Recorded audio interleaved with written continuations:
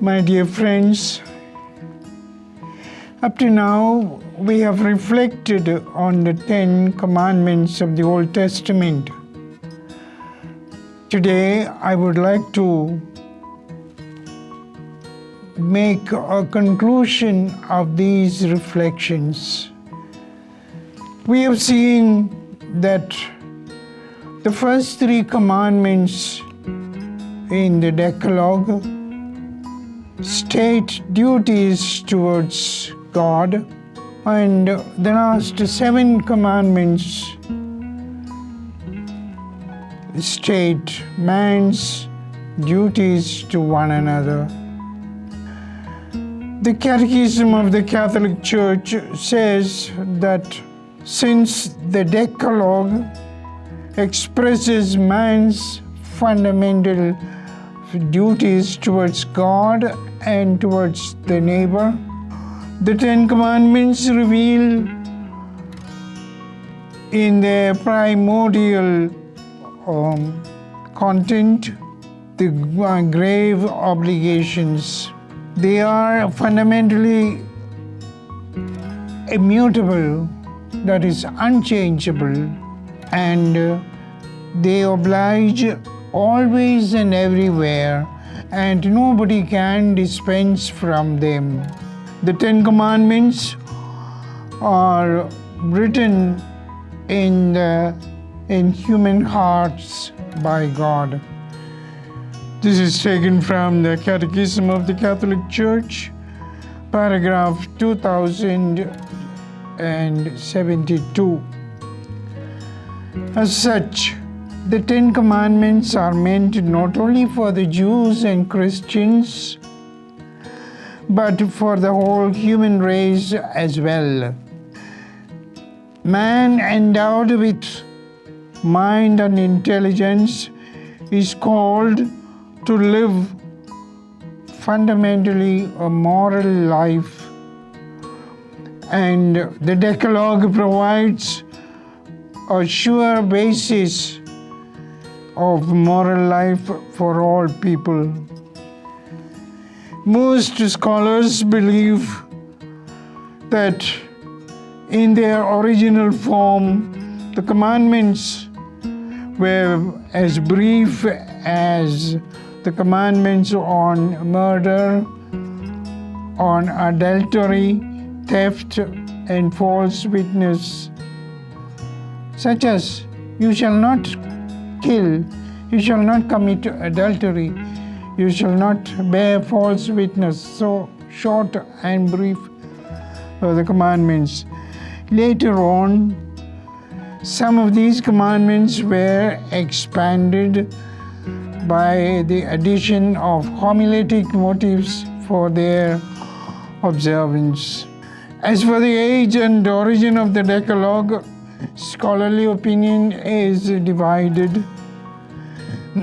Some hold that the Decalogue goes back to Moses himself or Moses' period, while others are of the view that the Decalogue is the ethical teaching of the 8th and 7th century prophets. The attribution of the Decalogue to Moses does not imply that the story of the stone tablets written by the finger of God and later rewritten by Moses himself is not meant anything more than a highly imaginative way of stating the divine origin and authority of the Decalogue. In the New Testament, in the Gospel of John, chapter 19, verse 19, we have the crucifixion scene of Jesus. There it is said that Pilate, the Roman governor, Pilate also wrote a title and put it on the cross. Jesus of Nazareth, son of God, etc. But we cannot say that Pilate wrote the title. Surely Pilate did not write. Pilate made somebody else write the title. But it is said in the Gospel, Pilate wrote. Similarly, Moses rewrote the commandments. It's said in Exodus chapter 34, verse 28. It does not mean that Moses himself rewrote the commandments. That is mentioned there only to emphasize, to show the divine authority of the commandments of the Decalogue. Before I conclude, I should say a word about Psalm 118, which uses many words in reference to the commandments of the Lord. There are several Hebrew words for various kinds of laws. Psalm 18 uses many different words which originally probably had different meanings. But today, scholars cannot recover these original meanings. This is only one peculiarity of the psalm. This psalm contains, or before that, the Hebrew alphabet contains 22 letters. And this psalm is written very artistically and with great literary style. First of all, there are 22 stanzas in the psalm corresponding to the 22 alphabet in the Hebrew language. That's not all.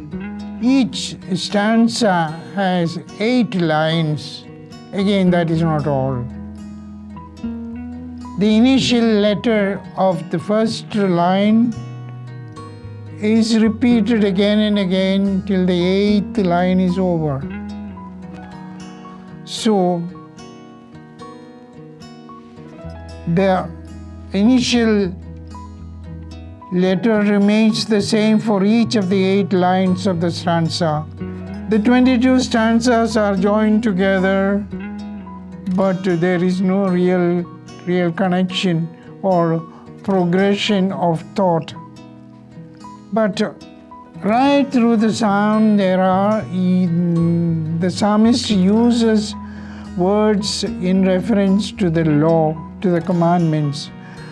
And here below I give you some indication of the words the psalmist uses in reference to the law or the commandment. The principal words are, first, Torah, the Old Testament law, testament, judgment, statutes, words, and decrees. Other words are law, promise, mercy, justice, precepts, commandments, and ordinances. Let me read for you in summary form a small passage of this psalm to show the often occurrences of the word for the law. The variety of words the psalmist uses in reference to the commandments are worth noting. I have already mentioned that Psalm 18 is a hymn of praise to God for glorifying the commandments. The psalmist says, this is a section, any section from the Psalm 118 can be taken to show the different usages of the words. The psalmist says, "They who persecute me with evil purpose are far from your law. But you are near, O Lord, and all your commandments are true. Long have I known from your testimonies that you have founded them forever. Look on my affliction and deliver me, for I do not forget your law. Give me life according to your promise. Salvation is far from those wicked, for they do not seek your statutes. Great is your mercy, O Lord. Give me life according to your justice. Look at the faithless. Many are my persecutors and my adversaries, but I do not turn away from your testimonies. I look at the faithless with disgust, because they do not keep your commands. Consider how I love your precepts, and every one of your righteous ordinances endure forever. So this small section is taken from Psalm 118, verses 150 to 160. In this, we can see the number of times, the number of words, different words used by the psalmist in reference to the law. First of all, he has the law, commandments, the promise, testimonies, justice, commands, steadfast love, ordinances, etc. So, we see that many words are used by the psalmist to praise and glorify the law of God. In fact, the entire Psalm 118 is a hymn in praise of God's commands. One other noticeable characteristic of the Decalogue is that the last 7 commandments are concerned with interhuman relationships.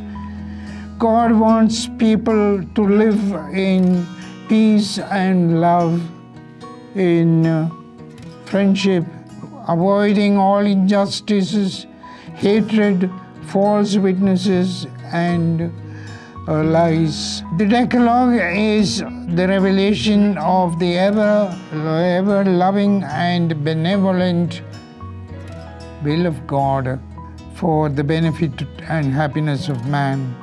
Theologically and thematically, there is a twofold emphasis in the Decalogue, namely the primacy and priority of God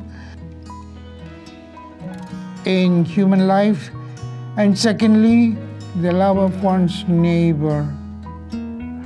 When we look at it, we see this is exactly what Jesus emphasized in his person and in his teaching. In other words, the Sinai covenant and its stipulations are radicalized and renewed in the person and teaching of Jesus in the New Testament.